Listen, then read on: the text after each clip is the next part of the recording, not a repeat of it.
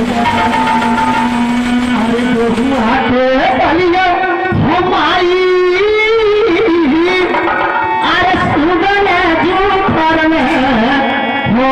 कैसे कैसे कैसे कैसे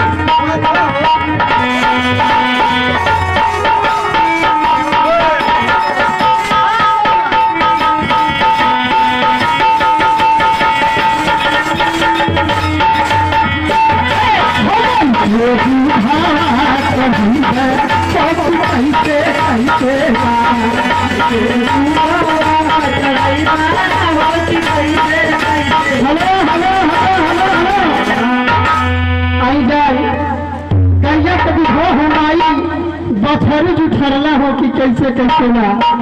अमाई के दूधवा चढ़ेबे हो कि कैसे कैसे ना है हमारे माता बहन लोगों के तरफ से 11,11 रुपये काउंटर का पुरस्कार बा। माता रानी हम लोगों के झोली भले रहे तब रही माई खाए वाली मैया। और कैसे कहना भैया भगत जी आर तू हके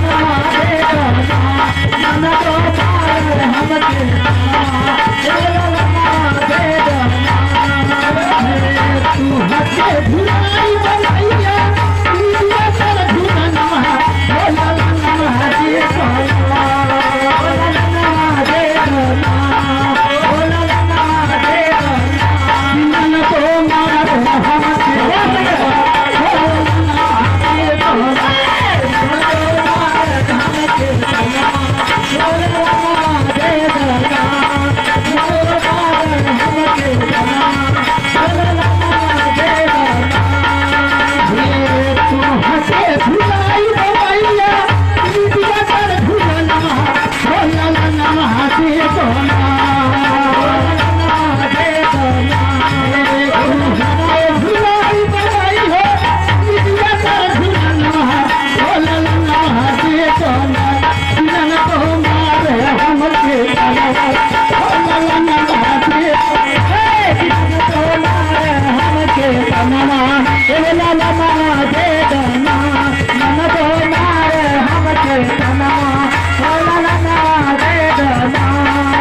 मेरे बाबू कहे बाबू हमके मार तारी तनवा हो ललनवा दे दोना हो ललनवा दे दोना मेरे बाबू कहे बाबू हमके मार तारी तनवा हो ललनवा दे दोना हो ललनवा दे दोना मन तो मारे हमके हो ललनवा दे दोना किन तो मारे हमके तनवा हो ललनवा दे दोना मन तो मारे हमके तनवा हो ललनवा दे दोना तू हके भुलाई बनाई हो निदिया तर झुलनवा हो ललनवा दे दोना तू हके भुलाई बनाई निदिया तर झुलनवा हो ललनवा दे दोना हो ललनवा दे दोना किन तो मारे हमके तनवा हो ललनवा दे दोना किन तो मारे हमके तनवा